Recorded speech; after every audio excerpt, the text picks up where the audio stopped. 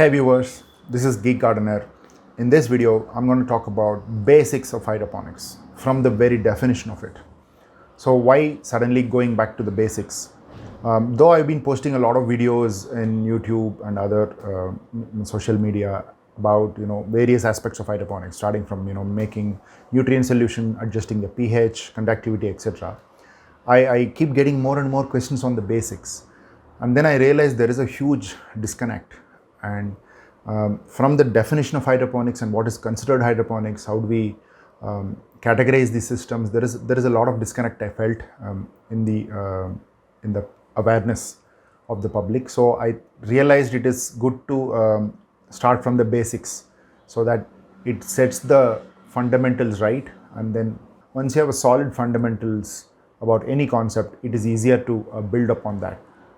So I think that's the idea of starting from the beginning.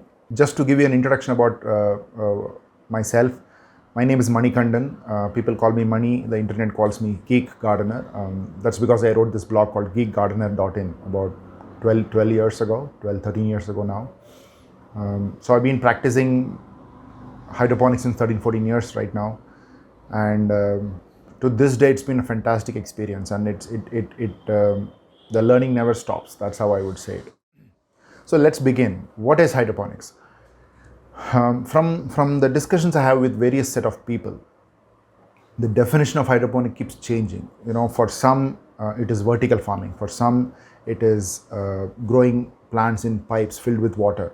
For some it is about tomatoes. For some it is about lettuce. So what is hydroponic? It is something that we need to really clearly define so that everyone knows what it is and what they should call their systems.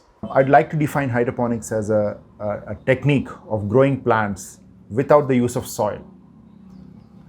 So now the first question that arises to you is, if I remove soil, then how are the plants going to grow? I've been using soil all my life to grow plants. So how do we live without soil? So to answer that question, we need to really look at the function of soil. What does soil do to the plant? It does two important things, or three important things if you will. One, it holds the plant, gives the strength to the plant, and then soil acts as a reservoir for water, and also it is a storehouse of plant nutrition. Those minerals and elements that plants need in soluble form for their growth. So these three functions are very essential for plants to grow, and that's what soil does. To replace soil, whatever your substitute is, it needs to provide the support and anchorage for the plant for it to grow tall and produce fruits. And it also should make water available to the plant so that it can grow, absorbing the water. And also it should provide not only the water but also the minerals and elements necessary for plant growth. There are about 16 different elements that plants need for their optimal growth. So if you're replacing soil, you need to do these three main functions. So if you remove soil and you are going to take care of the nutrition that the plants need, then the obvious step to look at is, what is the inert material that I can take that will not be having any nutrition, and the nutrition that the plants need that I can be providing. So the first easily available inert medium is water, which is the cheapest and most easily available, and it does not have any nutrition in itself. So you can technically grow plants in water, and whatever the plants need, you can give in the form of minerals and elements dissolved in water, and it's easier to dissolve plant food in water, and the plants can take up. And now you may ask me a very important question. Plants don't need soil to grow. Don't they use soil? The answer is no. Soil has a lot of insoluble particles, the stones and fine particles of soil. In between these, there is also soluble elements. There is nitrogen in the soluble form, potassium in the soluble form, phosphorus, etc., etc. And even if they are insoluble in some form, there are beneficial microbes in soil that convert the insoluble form into a form that is available for the plants. So in mimicking this soil in our hydroponics, we try and do all these things. We provide nutrient to the plant, we provide support, and we provide access to water and all these minerals for the roots of the plants. This is how I would put hydroponics. In a sense, hydroponics is a way of feeding plants which otherwise the soil was doing. So by creating a growing system that provides support, that provides nutrition, that provides water, you are creating a nature or a environment similar to what plant was having, that the nature provides. This is in essence what is called hydroponics. Simply put, it is a science of feeding the plants what they want, when they want, and how much they want. Okay, so in this process you try to give the best atmosphere for the plants, both above the ground and under the ground. The word ground doesn't make a lot of meaning here because sometimes we use no ground.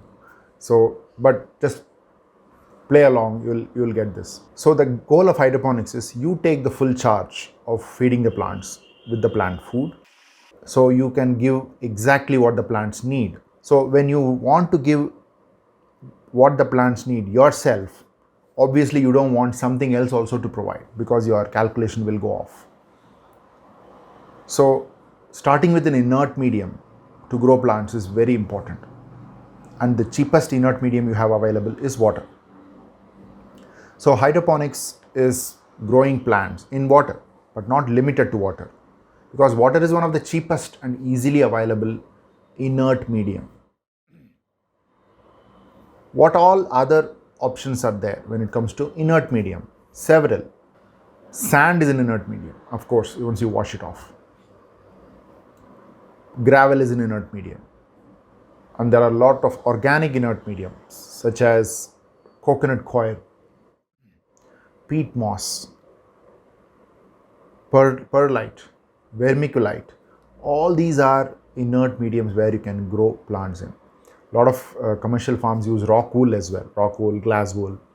So these are all inert medium. They don't add anything to the plant themselves. It is the responsibility of the grower to add what the plants need.